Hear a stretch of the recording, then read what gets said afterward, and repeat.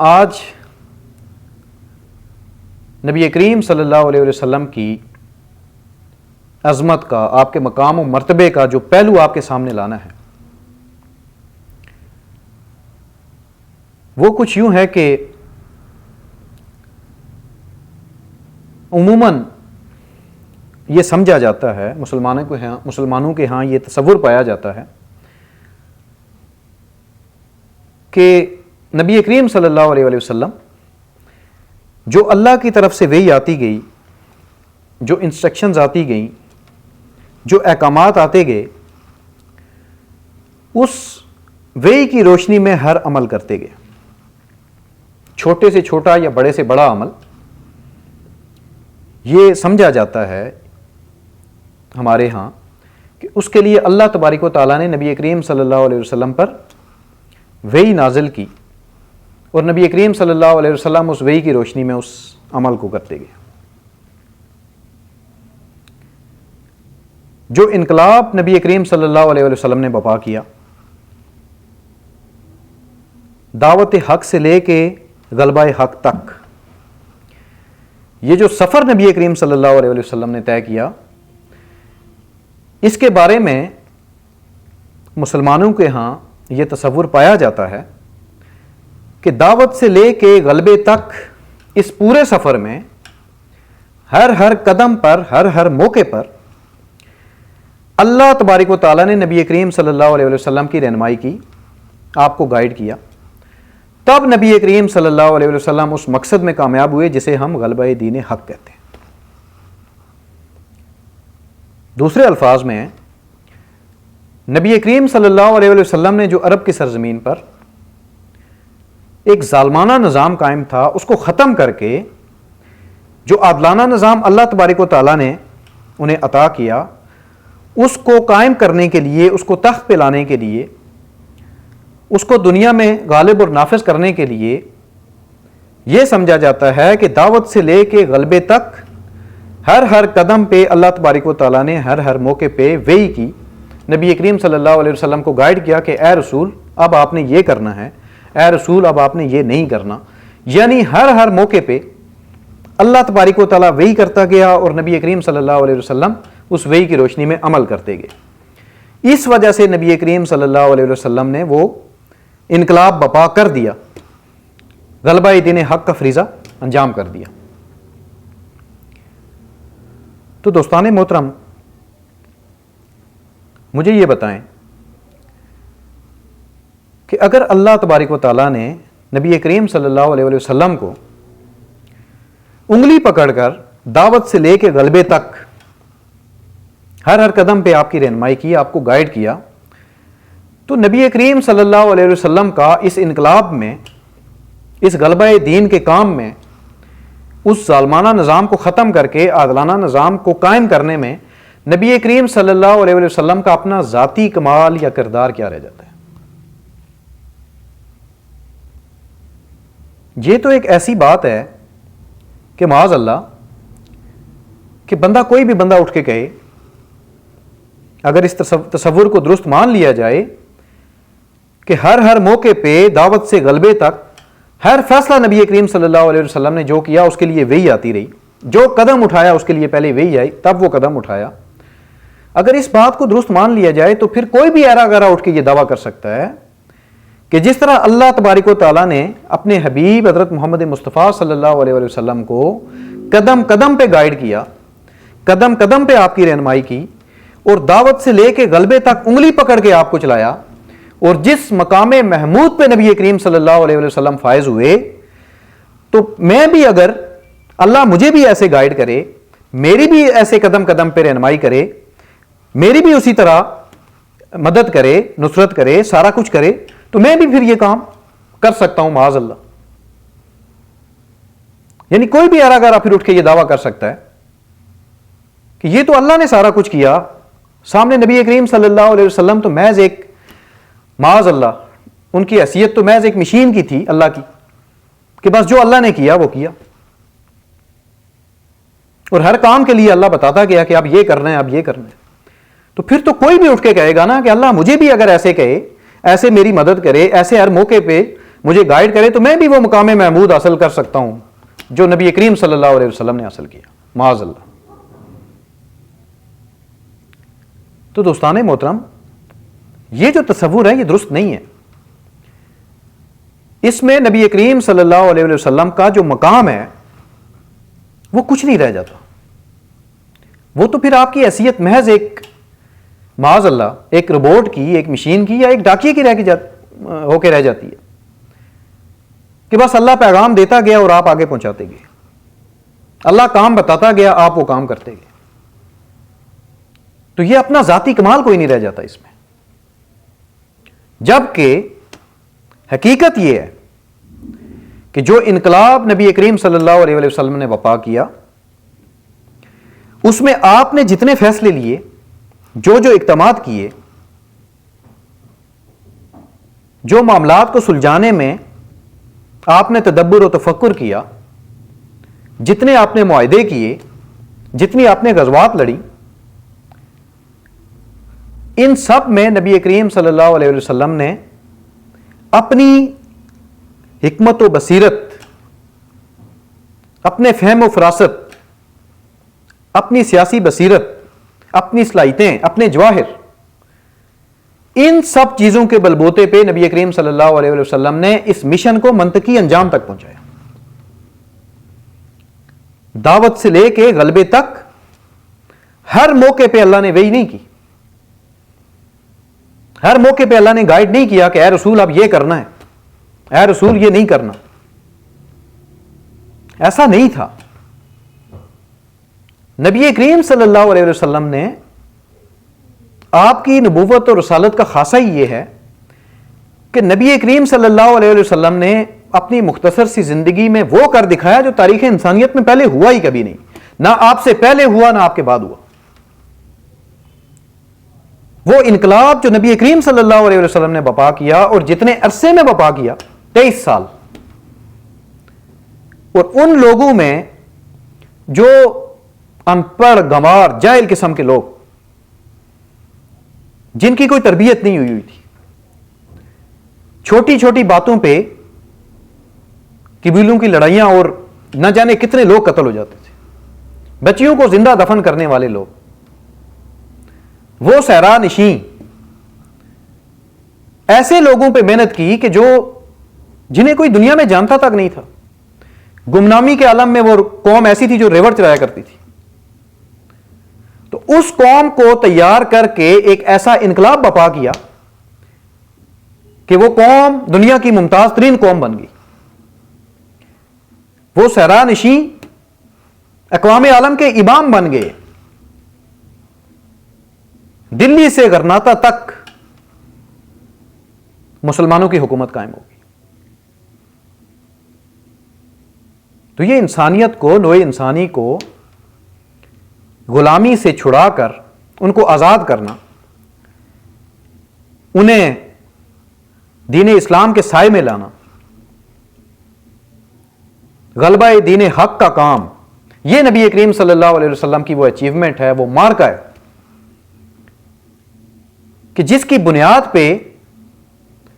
ہم یہ کہہ سکتے ہیں کہ نبی کریم صلی اللہ علیہ وسلم کی جو شان ہے، جو عظمت ہے، اس کا کوئی ثانی نہیں۔ یہ انقلاب ایک اتنا عظیم الشان انقلاب تھا، یہ اتنا بڑا مارکہ تھا کہ تاریخ انسانی میں اس جیسا انقلاب نہ پہلے کبھی آیا نہ بعد میں آنے کا کوئی امکان ہے۔ یہی نبی کریم صلی اللہ علیہ وسلم کا خاصہ ہے کہ آپ نے یہ انقلاب برپا کیا۔ اور جہاں تک بات ہے قدم قدم پہ گائیڈ کرنے کی، تو یاد رکھیں اللہ تبارک و تعالیٰ نے نبی کریم صلی اللہ علیہ وسلم کے ذمے ایک مشن اور مقصد لگا دیا، جس طرح آپ سے پہلے آنے والے انبیاء کے ذمے لگایا کہ یا ایھا المدثر قم فانذر ربک فکبر۔ یہ جو اپنے رب کی بڑائی ہے، جو اپنے رب کی کبریائی کے قیام کا مشن ہے، جو غلبہ دین حق کا مشن ہے، جو ظالمانہ نظام کے خاتمے اور عادلانہ نظام کے قیام کا مشن تھا، بس اللہ تبارک و تعالیٰ نے نبی کریم صلی اللہ علیہ وسلم کے ذمہ یہ کام لگا دیا والذی ارسل رسولہ بالہدی ودین الحق لیظہرہ علی الدین کلہ، یہ کام ذمہ لگا دیا۔ اب نبی کریم صلی اللہ علیہ وسلم نے اس کام کے لیے جو اقدامات کیے وہ خود اپنے فہم و فراست کی بنیاد پہ، اپنی سیاسی بصیرت کی بنیاد پہ، اپنی دوراندیشی کی بنیاد پہ کی۔ جو فیصلے کیے وہ آپ نے کیے، جو معاہدے کیے دوسری قوموں کے ساتھ وہ نبی کریم صلی اللہ علیہ وسلم نے خود کیے۔ جو صلح حدیبیہ کی جو 50 کے قریب دفعات ہیں وہ نبی کریم صلی اللہ علیہ وسلم نے خود وہ مرتب کروائی۔ جو واپسی پہ انا فتحنا لک فتحا مبینا، تو یہ فتح مبین نبی کریم صلی اللہ علیہ وسلم کی سیاسی بصیرت اور دوراندیشی کا نتیجہ تھی۔ یہ جو امن کے معاہدے اور جنگ اور غزوات، یہ سارا کچھ تو یہ نہیں تھا کہ ہر موقع پہ بس اللہ بتاتا گیا۔ تو یہ نقطہ نگاہ درست نہیں ہے۔ اب اس حوالے سے جو میرے پاس دلائل ہیں کہ بہت سے مقامات ایسے ہیں جن میں نبی کریم صلی اللہ علیہ وسلم نے اس غلبہ دین حق کے مشن میں، اسلام کو غالب اور نافذ کرنے کے مشن میں، دین کو تخت پہ لانے کے مشن میں، غلبہ دین حق کے مشن میں، نبی کریم صلی اللہ علیہ وسلم نے ایک فیصلہ کر لیا، کوئی معاہدہ کر دیا، کوئی کام کر دیا، تو درجنوں مقامات قرآن میں ایسے ہیں کہ وہ کام کرنے کے بعد اللہ تبارک و تعالیٰ نے اس کام کو اپنی وحی میں بیان کیا اور اس کا ذکر کیا کہ اس وقت کو یاد کرو۔ آیات کا اسلوب یہ ہے کہ اس وقت کو یاد کرو جب تم اس حالت میں تھے تو اللہ نے یہ کیا۔ بہت سی آیتیں آپ کو ملیں گی ایسی۔ اب میں وہ کچھ مقامات آپ کے سامنے لاؤں گا تاکہ آپ کے ذہنوں سے یہ تصور نکلے کہ نبی کریم صلی اللہ علیہ وسلم کو اللہ نے انگلی پکڑ کر دعوت سے لے کے تو غلبہ حق تک انگلی پکڑ کر نبی کریم صلی اللہ علیہ وسلم کو مقام محمود پر لا کے کھڑا کر دیا۔ تو یہ تصور درست نہیں ہے۔ نبی کریم صلی اللہ علیہ وسلم نے خود وہ مقام حاصل کیا جسے مقام محمود کہا جاتا ہے، جو کسی کو حاصل نہیں۔ عسیٰ ان یبعثک ربک مقاما محمودا، تو وہ کسی اور کو حاصل نہیں ہو سکتا تھا۔ غالباً پرنگل کینیڈی نے اپنی ایک کتاب میں نبی کریم صلی اللہ علیہ وسلم کی شان میں ایک جملہ کہا ہے، میں جب وہ پڑھتا ہوں تو مجھے بڑی حیرت ہوتی ہے کہ ہم مسلمان ہو کر نبی کریم صلی اللہ علیہ وسلم کے مقام سے واقف نہیں ہو سکے، اور ایک غیر مسلم شخص کس طرح نبی کریم صلی اللہ علیہ وسلم کے مقام و مرتبے کو ایک جملے میں بیان کر گیا۔ وہ کہتا ہے کہ جو انقلاب عرب کی سرزمین پہ آیا، جو انقلاب عرب کی سرزمین پہ آیا، اگر اس انقلاب کو آنا ہی تھا تو محمد صلی اللہ علیہ وسلم، تو ان کے بغیر یہ انقلاب ایک غیر معینہ مدت تک التوا میں رہتا۔ یعنی یہ انقلاب اتنے کم عرصے میں کوئی اور شخصیت نہیں لا سکتی تھی جو نبی کریم صلی اللہ علیہ وسلم لے کے آئے، جو محمد رسول اللہ صلی اللہ علیہ وسلم لے کے آئے۔ تو اس میں اگر کہا جائے کہ انہوں نے خود تو کچھ کیا نہیں، سب کچھ تو اللہ نے کروایا، دعوت سے لے کے غلبے تک اللہ نے انگلی پکڑ کے گائیڈ کیا، تو پھر آپ کا کیا کمال رہ گیا؟ پھر اس مقام محمود کے حصول میں آپ صلی اللہ علیہ وسلم کا اپنا کردار یا مقام کیا رہ گیا؟ تو دوستان محترم، یہ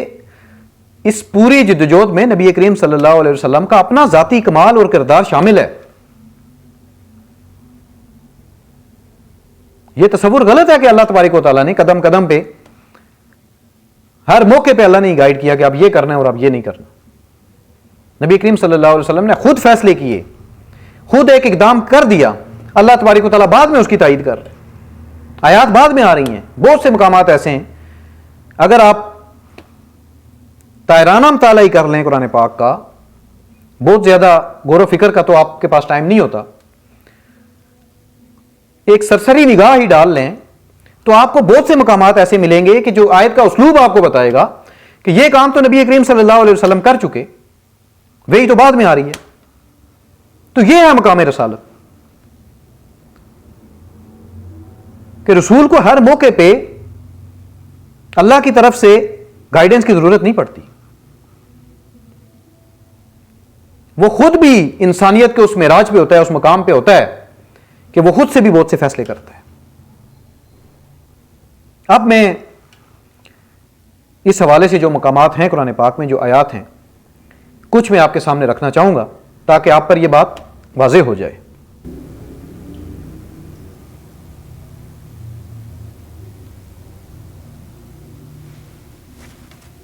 اس سے قبل کہ میں وہ مقامات آپ کے سامنے رکھوں، جو آیت مبارکہ میں نے آپ کے سامنے تلاوت کی کہ اللہ تبارک و تعالیٰ نے فرمایا ان اللہ و ملائکتہ یصلون علی النبی، اللہ اور اس کے ملائکہ نبی کریم صلی اللہ علیہ وسلم پر صلی کرتے ہیں۔ عمومی ترجمہ درود و سلام کا کیا جاتا ہے، مجھے اس سے کوئی اختلاف نہیں، تاہم صلاۃ کا لفظ نماز کے لیے بھی استعمال ہوا، جہاں پہ اقامت صلاۃ ہے وہاں پہ کچھ اور معنوں میں استعمال ہوا، دعا کے لیے بھی استعمال ہوا، اور یہ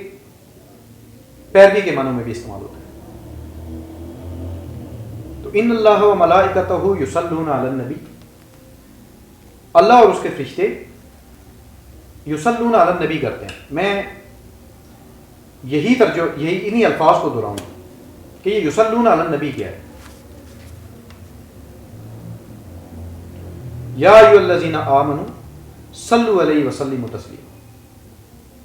اے ایمان والو آپ بھی نبی کریم صلی اللہ علیہ وسلم پر صلی کرو، صلو علیہ۔ دوستان محترم، میں یہ سمجھتا ہوں کہ یہ جو یصلون علی النبی ہے، یہ جو میں نے آپ کے سامنے کچھ چیزیں رکھی کہ نبی کریم صلی اللہ علیہ وسلم کے ذمہ اللہ تبارک و تعالیٰ نے ایک مقصد لگا دیا، اب اس مقصد کے حصول میں نبی کریم صلی اللہ علیہ وسلم نے کئی مقامات پہ جو فیصلے کیے، جو معاہدے کیے، جو بیعت کی، جو غزوات لڑی، جو کچھ اس حوالے سے نبی کریم صلی اللہ علیہ وسلم نے کیا، تو اللہ تبارک و تعالیٰ اس چیز کو وحی میں بیان کرتا گیا۔ اللہ تبارک و تعالیٰ نبی کریم صلی اللہ علیہ وسلم کی وحی میں اس کام کی تائید کرتا گیا، نبی کریم صلی اللہ علیہ وسلم کی حمایت کرتا گیا، نبی کریم صلی اللہ علیہ وسلم کی نصرت کرتا گیا۔ میں یہ سمجھتا ہوں کہ یہ جو چیز ہے، کسی کی حمایت، کسی کی نصرت، کسی کی تائید، یہ سب کچھ یصلون علی النبی میں شامل ہے۔ اللہ اور اس کے ملائکہ یصلون علی النبی کرتے ہیں، تو یہ یصلون علی النبی میں جو اللہ تبارک و تعالیٰ نبی کریم صلی اللہ علیہ وسلم کے فیصلوں کی، اقدامات کی تائید کرتا گیا، آپ کی حمایت کرتا گیا، آپ کی نصرت کرتا گیا، ان واقعات کو وحی میں شامل کرتا گیا، ان ساری چیزوں کو میں یصلون علی النبی میں شامل سمجھتا ہوں۔ آپ کو اس سے اختلاف کا حق ہے، میں یہ نہیں کہتا کہ یہ میری بات حتمی ہے، میں یہ سمجھتا ہوں کہ یہ یصلون علی النبی میں یہ ساری چیزیں شامل ہیں۔ اب دوستان محترم، پہلا مقام جو میں آپ کے سامنے رکھنا چاہتا ہوں، جو ایسا ہے کہ نبی کریم صلی اللہ علیہ وسلم نے ایک کام کر دیا، اللہ تبارک و تعالیٰ نے اس کی تائید کی اور بعد میں وحی نازل کی، وحی بعد میں آئی۔ غزوہ بدر کے موقع پہ اللہ تبارک و تعالیٰ نے فرمایا کہ میں اپنے فرشتوں سے فرمایا، ملائکہ سے فرمایا کہ انی معکم، میں تمہارے ساتھ ہوں۔ تو مومنین کے دلوں کو جا کے اس میں استقامت پیدا کرو، ثابت قدمی کا تاکہ وہ مظاہرہ کریں۔ تو اللہ تبارک و تعالیٰ نے فرمایا کہ میں تمہارے ساتھ ہوں، انی معکم۔ تو یہ اللہ تبارک و تعالیٰ کی جو معیت ہے، اللہ تبارک و تعالیٰ کا ساتھ ہونا ہے، یہ بھی اس یصلون علی النبی میں ہے۔ وہ جو ملائکہ کا ساتھ ہونا ہے نبی کریم صلی اللہ علیہ وسلم کے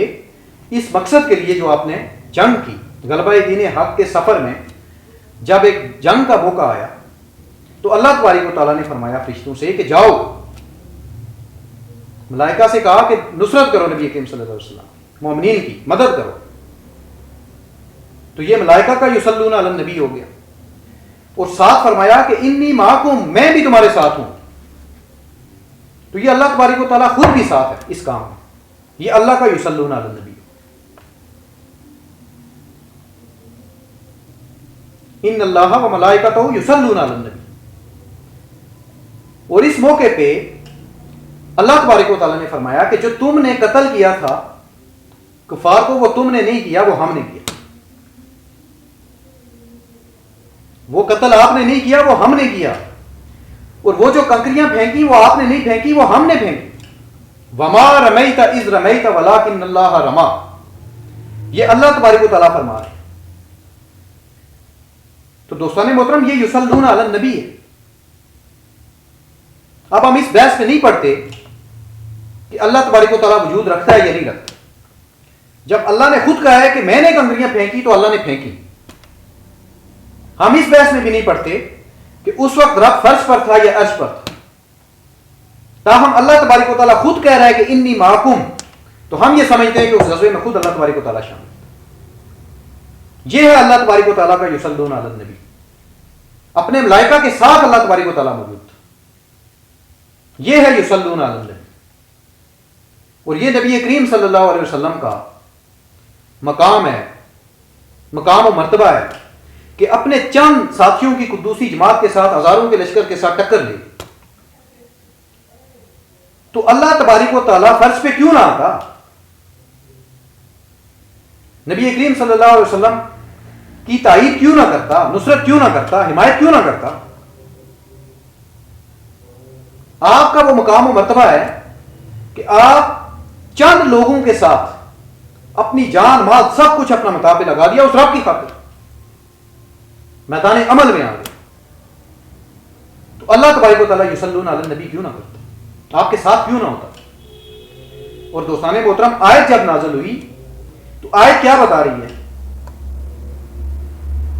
کہ یہ کام ہو چکا، یہ تو بعد میں وہی کی جا رہی ہے کہ ان کو آپ نے قتل نہیں کیا، ہم نے قتل کیا۔ کیا سمجھ میں آتا ہے؟ واقعہ تو گزر چکا، اور وہ کنکریاں آپ نے نہیں پھینکی، وہ ہم نے پھینکی۔ تو آیت کا اسلوب بتا رہا ہے کہ یہ واقعہ ہو چکا، بعد میں یہ وحی کے ذریعے کہا جا رہا ہے سب کچھ۔ تو مسلمان تو یہ سمجھتے ہیں کہ یہ اس کے لیے بھی وحی آئی ہوگی رسول اللہ کہ آپ کنکریاں پھینکو ان کی طرف۔ اسی طرح دوستان محترم، دوسرے ایک مقام پہ اللہ تبارک و تعالیٰ نے فرمایا، جب یہ بیعت رضوان ہوئی تو اللہ تبارک و تعالیٰ نے فرمایا کہ تمہارے ہاتھوں کے اوپر میرا ہاتھ تھا، ید اللہ فوق ایدیہم۔ اب یہ واقعہ بھی ایسا ہے، یہ آپ پوری آیات پڑھیں، اگر ایک تسلسل سے ریفرنس میں آپ کو دے دوں گا تو ان آیات میں بھی آیات آپ کو بتائیں گی کہ کوئی واقعہ ہو چکا ہے، پہلے گزر چکا ہے، کوئی معاملات طے ہو چکے ہیں، اور یہ آیت بعد میں آ کے ہمیں بتا رہی ہے کہ یہ ہو چکا۔ آیت وہی کا حصہ بن رہی ہے کہ رسول اللہ یہ کام کر چکے، تو وہ بیعت ہو چکی، بیعت رضوان ہو چکی، آیت بعد میں نازل ہو رہی کہ تمہارے ہاتھوں کے اوپر اللہ کا ہاتھ۔ تو دوستان محترم پھر میں وہی بات کہوں گا کہ ہم اس بحث میں نہیں پڑھتے کہ اللہ تبارک و تعالیٰ وجود رکھتا ہے یا نہیں رکھتا، جسم ہے اس کا یا نہیں۔ جب اللہ نے کہا ہے کہ تمہارے ہاتھوں کے اوپر میرا ہاتھ تھا تو اللہ کا ہاتھ تھا۔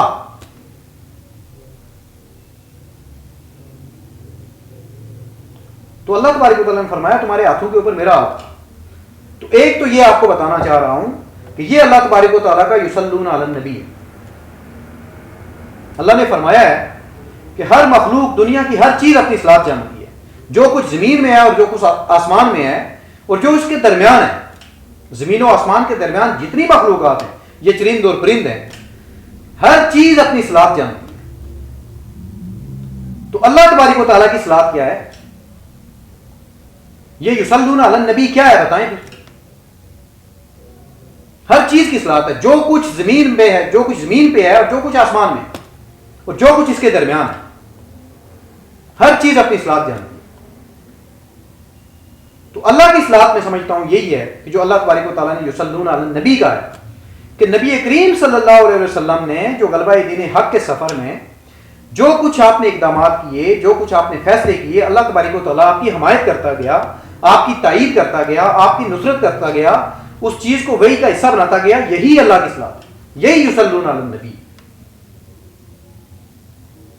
اور میں نے آپ کو بتایا بدر کے موقع پہ وہ اپنے ملائکہ کے ساتھ اللہ نے فرمایا، تو وہ ملائکہ کا بھی یصلون علی النبی۔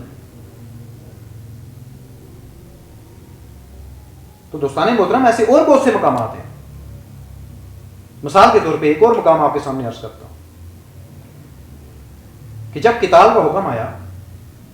تو اللہ تبارک و تعالیٰ نے فرمایا کہ ہم نے اس سے پہلے آپ کو ہاتھوں کو روکے رکھنے کا حکم دیا تھا۔ یہ بڑا غور طلب مقام ہے اس حوالے سے کہ اللہ تبارک و تعالیٰ نے جب قتال کا حکم دیا، یہ آیت نازل کی، تو وہاں پہ یہ ذکر کیا کہ اس سے پہلے ہم نے ہاتھوں کو روکے رکھنے کا حکم دیا تھا۔ اب اس سے پہلے ہاتھوں کو روکے رکھنے کا حکم کس مقام پہ دیا تھا یہ آپ کو قرآن میں نہیں ملے گا، کیونکہ یہ حکم نبی کریم صلی اللہ علیہ وسلم نے دیا۔ نبی کریم صلی اللہ علیہ وسلم نے تحریک کے جو ابتدائی ایام تھے، جو سٹیجز تھے، ان میں عدم تشدد کا مظاہرہ کیا۔ جتنے مظالم آپ کی آنکھوں کے سامنے ہوتے رہے، آپ نے آگے سے کسی پہ نہ ہاتھ اٹھایا نہ تلوار اٹھائی۔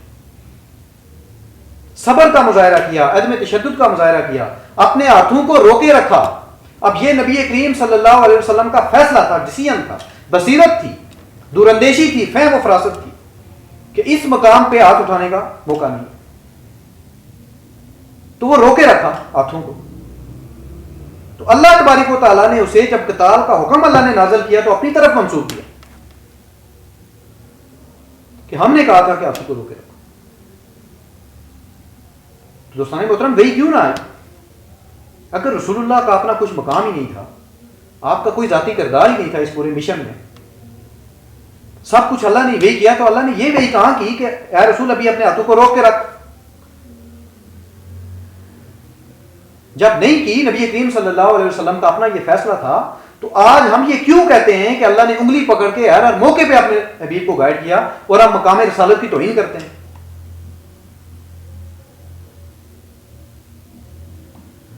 میں آپ کو بتا رہا ہوں کہ آپ قرآن اٹھا کے دیکھیں، بہت سے مقامات آپ کو ملیں، پتہ نہیں کس نظریے سے، کون سے رنگ کی اینک پہن کر ہم لوگ قرآن کو دیکھتے ہیں کہ ہمیں شان مصطفیٰ وہاں سے نہیں ملتی، نبی کریم صلی اللہ علیہ وسلم کی عظمت کے ہم مترف نہیں ہوتے، اور ہمیں یہ سمجھ میں نہیں آتی کہ یہ جتنے کمالات نبی کریم صلی اللہ علیہ وسلم نے حاصل کیے وہ بحیثیت بشر حاصل کیے۔ آپ کی اپنے ذاتی کردار آپ کا اس میں شامل ہے، یہ ہمیں نہیں نظر آتا۔ ہم سمجھتے ہیں کہ بس رسول، ابھی تو لوگ عجیب عجیب اس کی بھی منطقیں پیش کرتے ہیں۔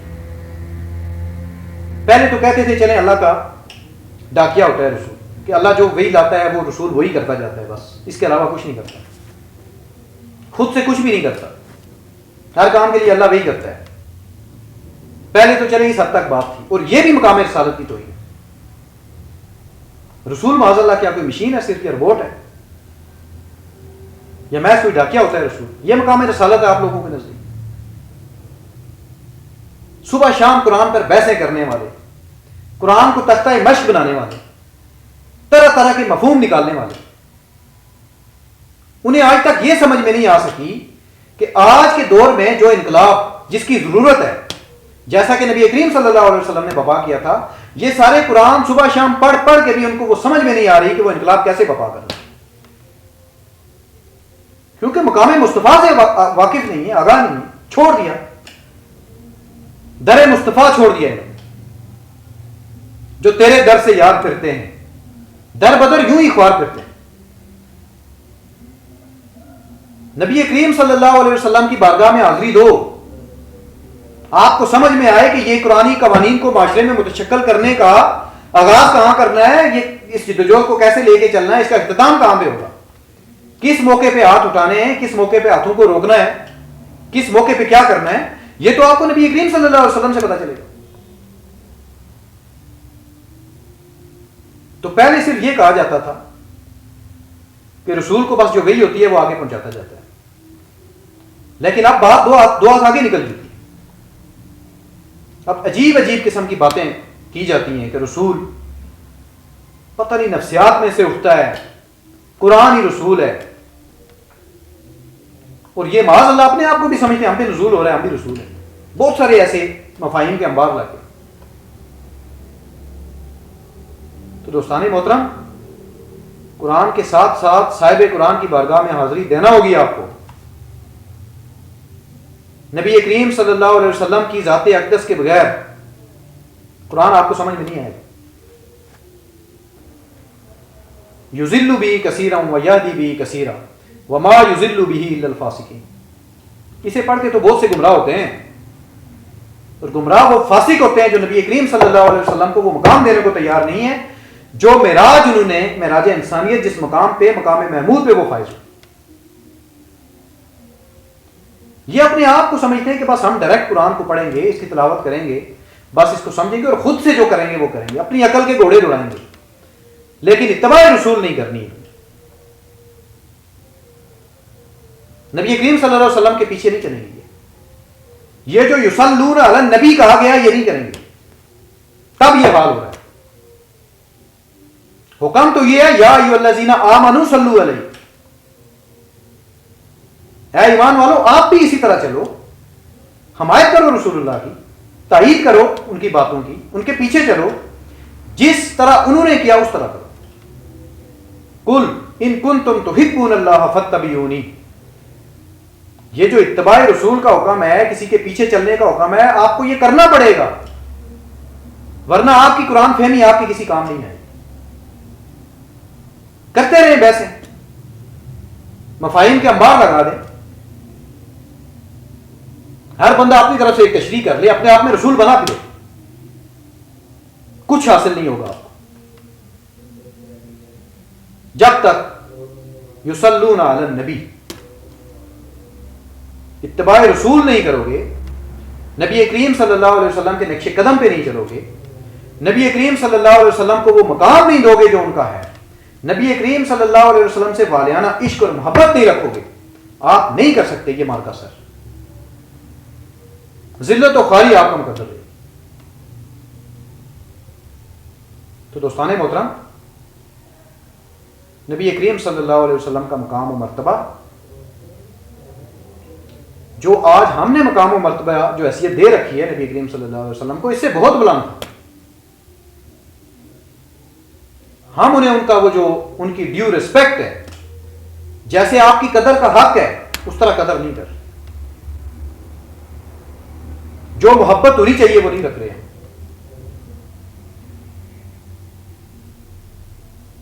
تو دوستان محترم، آج جو اپنے ٹوٹے پھوٹے الفاظ میں آپ کے سامنے